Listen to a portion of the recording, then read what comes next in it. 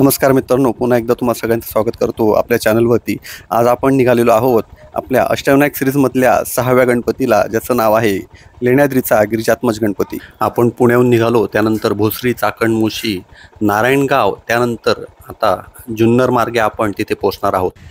तर आपण आता जुन्नरमध्ये येऊन पोहोचलेलो आहोत आणि या ठिकाणी तुम्हाला दिसत असेल या ठिकाणी शिवनेरी किल्ला देखील आहे। तर आपल्याला लेण्याद्रीला जाताना शिवनेरी किल्ला देखील लागतो, तुम्हाला दाखवतो। हे बघा, हा जो समोर दिसतोय उंचावरती, तो आहे छत्रपती शिवाजी महाराजांचा जन्मस्थान असलेला शिवनेरी किल्ला। तर तुम्ही लेण्याद्रीला येताना जर तुम्हाला वाटले तर वाटेत तुम्ही शिवनेरी किल्ला देखील कव्हर करू शकतात।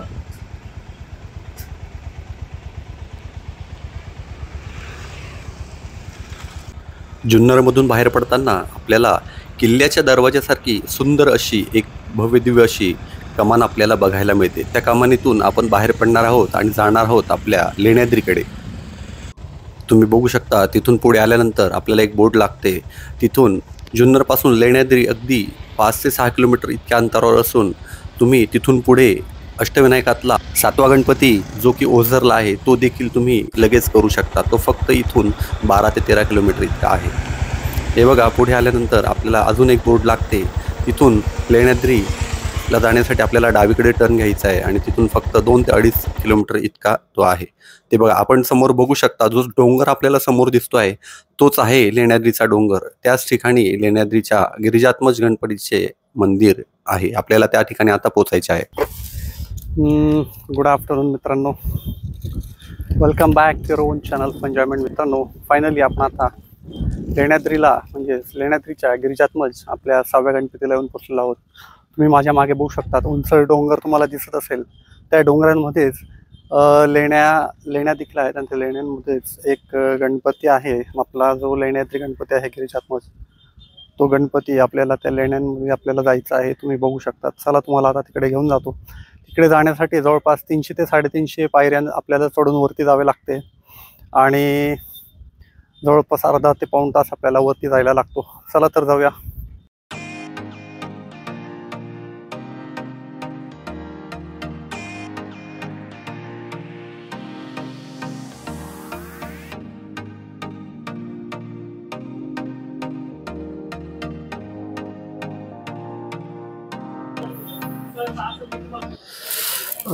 तुम्ही बघू शकता, अतिशय जबरदस्त असं एप्रिल महिन्याचं ऊन आहे। अतिशय कडक आणि रखरखतं असं ऊन तुम्हाला बघायला मिळतंय। या उन्हात येताना जरा मित्रांनो तुम्ही सावधानता जरा बाळगायची आहे। सोबत लहान मुलं वगैरे असतील तर प्रॉपर काळजी घेऊन यायचं आहे आणि सोबत येताना भरपूर पाणी वगैरे घेऊन या, जेणेकरून तुम्हाला इथे डिहायड्रेशन वगैरे होणार नाही। आणि मगाशी मी तुम्हाला बोललो तर ह्या कदाचित या उन्हामुळेच फारशी पब्लिक आपल्याला या ठिकाणी बघायला मिळत नाहीये। परंतु मित्रांनो, आपल्याला हा व्हिडिओ बनवायचाच होता। मी ठरवलंच होतं की आपल्या प्रेक्षकांसाठी आणि आपल्या सबस्क्रायबर्ससाठी मला हा व्हिडिओ बनवायचा होता। त्यामुळे मी उन्हाची वगैरे चिंता न करता थेट निघालो आणि पोचलो या ठिकाणी आणि तुमच्यासाठी हा व्हिडिओ बनवत आहे। त्यामुळे कृपया व्हिडिओ शेवटपर्यंत नक्कीच बघा। हा व्हिडिओ तुम्हाला नक्की आवडेल। आणि जी लोक दर्शनाला येतात, जी वृद्ध लोक असतात, ज्यांना वरती चढता येत नाही, त्रास होतो, त्यासाठी देखील या ठिकाणी एका डोलीची या ठिकाणी व्यवस्था देखील केलेली आहे। या ठिकाणी प्रति व्यक्ती जवळपास 1500 रुपये इतके आकारले जातात आणि थेट खालपासून वरपर्यंत तुम्हाला या डोलीने वरती नेले जाते।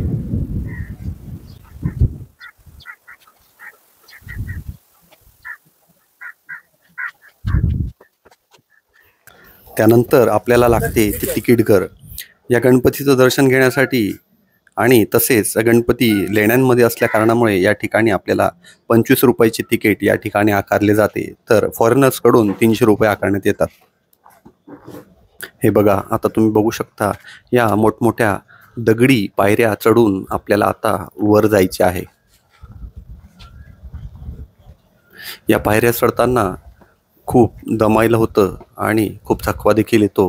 तसेच वारंवार पाण्याची तहान देखील लागते।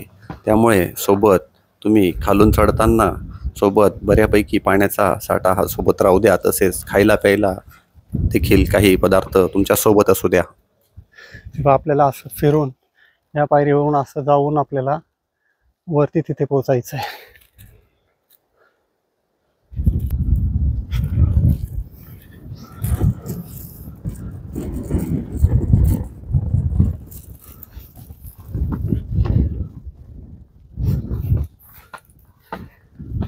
बघा तोपर्यंत आजूबाजूचा एक लुक बघा,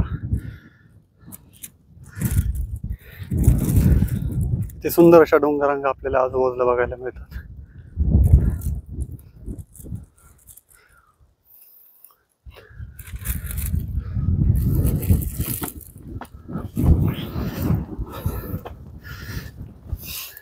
आतापर्यंतच्या केलेल्या सगळ्या अष्टविनायक मधल्या गणपतीपैकी हा जरा त्यातल्या त्यात बऱ्यापैकी थोडासा अवघड असा गणपतीचा ट्रेक आहे. बाकी सर्व गणपती हे ग्राउंड लेवललाच होते, पण आता इथे पोहोचण्यासाठी जरा दमछाक होते. बघू शकता बऱ्याच उंच आपल्याला जायचं आहे, जवळपास 300 ते 350 पायऱ्या चढून आपल्याला वरती जायचं आहे. सकाळच्या वेळेला किंवा संध्याकाळच्या वेळेला जर आपण चढलो असतो तर एवढा फारसा काही थकवा जाणवला नसता, परंतु दुपारची वेळ असल्याने खूप ऊन असल्या कारणाने या ठिकाणी खूप सारं दमायला होतंय. तुमच्यासाठी म्हणून सांगतो, ज्या वेळेला तुम्ही याल त्यावेळेला कृपया सकाळच्या थंड वेळेतच या, जेणेकरून तुम्हाला असा उन्हाचा वगैरे त्रास होणार नाही. आणि आपण आता बऱ्यापैकी अंतर पार केलेलं आहे आणि मंदिराच्या अगदी जवळ येऊन पोचलेलो आहोत. हे बघू शकता, इकडे सरळ पुढे गेल्यानंतर देखील बऱ्याच अशा तिकडे लेण्या आहेत आणि हे जे समोर वरती दिसत आहे त्या ठिकाणी आपलं गणपतीचं मंदिर आहे. चला तर आपण आता या ठिकाणून वरती जाणार आहोत. वर जाण्यापूर्वी आपण इतक्या उंचावरती आलेलो आहोत, त्या उंचावरून मी तुम्हाला एकदा खालचा नजारा दाखवतो. हे बघा, बघू शकता, उंचावरून अतिशय सुंदर असं दृश्य आपल्याला या ठिकाणून बघायला मिळतं. या दगडी पायऱ्या चढून आल्यानंतरच आपल्याला समोर अतिशय भव्य दिव्य असे मोठमोठे आणि कोरीव काम केलेले सुंदर असे खांब आपल्याला बघायला मिळतात.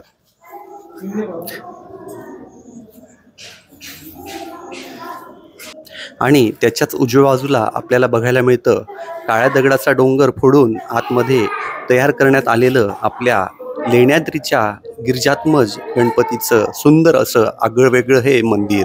येथील वैशिष्ट्य म्हणजे अतिशय भव्य दिव्य अशी बसण्यासाठीची जागा असून देखील या ठिकाणी एकही खांबाचा आधार या मंदिराला नाही. आणि त्यानंतर आपल्याला घडते आपल्या बाप्पाचं सुंदर असं दर्शन. तर मित्रांनो, कसा वाटला हा एकंदरीत व्हिडिओला लाईक करून कमेंट करून नक्कीच कळवा. आणि तुम्ही जर आपल्या चॅनलवरती नवीन असाल तर आपल्या चॅनलला सबस्क्राईब करायला विसरू नका.